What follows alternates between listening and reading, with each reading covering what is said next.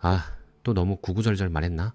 누군가와 대화를 마치고 돌아오는 길 혹은 침대에 누워 천장을 바라볼 때 이런 찝찝한 후회가 밀려온 적 없으신가요? 상대는 그저 가볍게 물었을 뿐인데 나는 마치 청문회에 선 피고인이라도 된 것처럼 필사적으로 해명하던 내 모습 말이죠.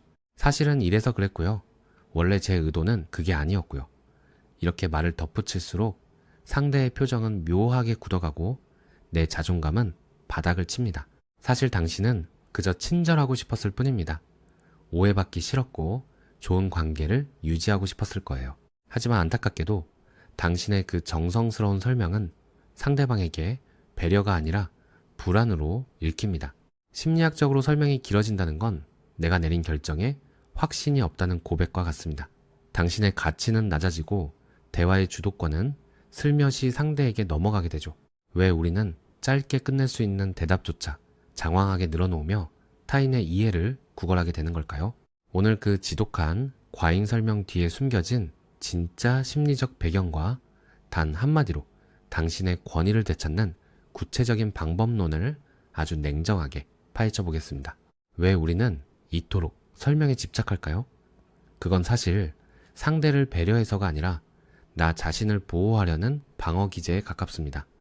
그 밑바닥에는 오해받는 것에 대한 극심한 공포가 자리 잡고 있죠. 심리학에서는 이를 과잉 해명이라고 부르기도 하는데요. 내가 내린 결정이나 행동에 대해 완벽한 정당성을 부여받지 못하면 상대가 나를 비난하거나 실망할지도 모른다는 불안감이 작동하는 겁니다.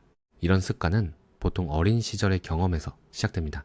내가 무슨 일을 했을 때 부모님이 그 이유를 꼬치꼬치 캐물었거나 납득할 만한 이유를 대지 못하면 무시당하거나 혼이 났던 기억들 말이죠.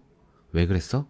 라는 질문에 완벽한 대답을 내놓아야만 위기를 모면할 수 있었던 아이는 성인이 되어서도 타인의 눈치를 보며 자기 검열을 반복하게 됩니다. 결국 장황한 설명은 나를 미워하지 마세요. 나를 이상하게 보지 마세요. 라는 심리적인 SOS 신호나 다름없습니다. 하지만 여기서 우리가 반드시 알아야 할 심리 법칙이 하나 있습니다. 바로 스포트라이트 효과입니다. 우리는 다른 사람들이 나의 사소한 실수나 이유에 엄청난 관심을 가질 거라고 착각하지만 사실 사람들은 생각보다 타인에게 관심이 없습니다. 당신이 10분을 설명하든 1분을 설명하든 그들이 기억하는 건 당신의 당당함 혹은 비굴함 뿐입니다.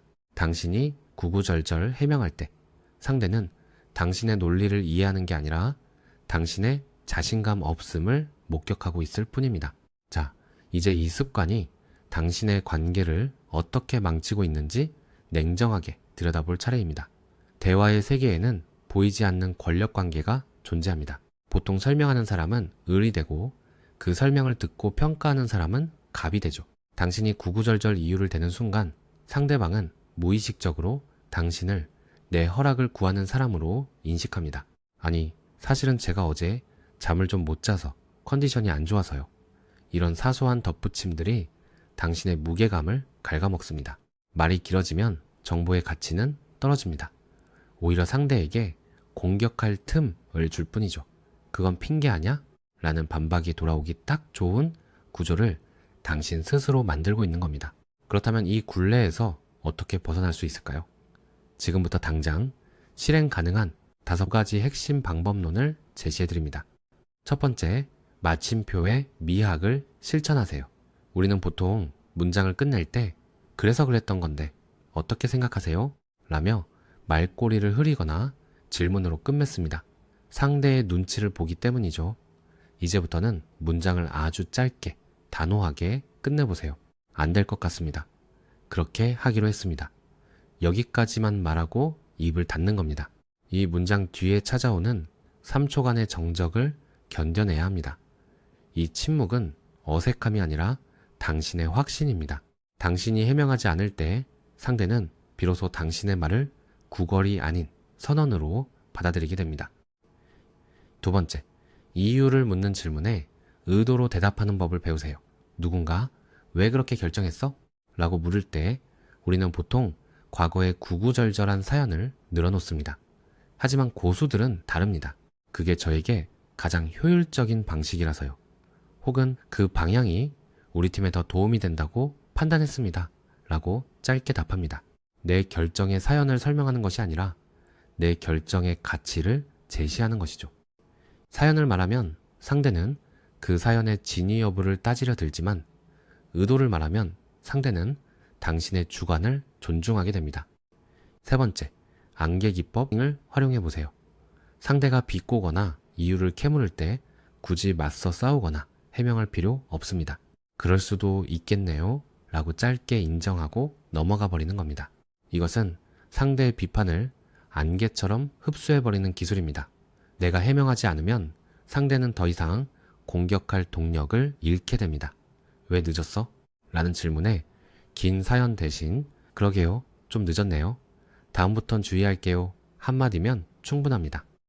네 번째, 감정의 분리 연습입니다.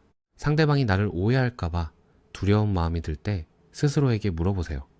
이 사람을 이해시키는 것이 나의 업무인가? 아니면 나의 감정적 만족인가? 만약 후자라면 과감히 설명을 멈춰야 합니다. 타인의 오해는 타인의 영역입니다. 내가 통제할 수 없는 영역에 에너지를 쏟지 마세요. 당신이 정직하고 당당하게 행동한다면 시간이 흐른 뒤 진실은 자연스럽게 밝혀집니다. 지금 당장 모든 사람에게 좋은 사람으로 보이고 싶어하는 그 욕심이 당신을 해명하는 노예로 만들고 있다는 사실을 기억하세요. 다섯 번째, 대안 없는 단칼을 써보세요. 우리는 거절할 때 미안함 때문에 제가 사실은 이러저러해서 안 될 것 같은데 나중에 제가 꼭 보답할게요 라고 덧붙입니다. 하지만 이것은 상대에게 다음에 또 부탁해도 된다는 잘못된 신호를 줍니다. 이번에는 어렵겠습니다. 다음 기회에 뵙죠 라고 짧게 끊으세요. 당신의 시간과 에너지는 당신의 소유입니다. 이유를 설명하지 않아도 당신에게는 거절할 권리가 있습니다. 결국 과잉 설명은 나를 사랑해달라는 혹은 나를 오해하지 말아달라는 슬픈 몸부림일지도 모릅니다. 하지만 꼭 기억하세요. 당신은 상세한 설명서가 필요한 가전제품이 아닙니다. 당신이라는 존재는 구구절절한 부연 설명 없이도 그 자체로 이미 완성되어 있습니다. 세상의 모든 사람을 납득시키려 애쓰지 마세요. 당신이 해명하지 않아도 당신을 믿어줄 사람은 끝까지 믿어줄 것이고 당신을 오해할 사람은 당신이 밤새 설명해도 결국 자기 마음대로 생각할 테니까요. 오늘부터는 조금 불친절해지기로 마음 먹어보세요. 짧은 대답 뒤에 찾아오는 그 어색한 침묵을 즐겨보시기 바랍니다. 그 침묵이 당신의 품격을 지켜주고 무너졌던 대화의 주도권을 다시 당신의 손에 쥐어줄 것입니다. 오늘 내용이 당신의 불안을 덜어내는데 조금이라도 도움이 되셨다면 구독과 좋아요 부탁드립니다. 오늘도 타인의 시선에서 벗어나 오직 나 자신으로 당당한 하루 보내시길 바랍니다. 시청해주셔서 감사합니다.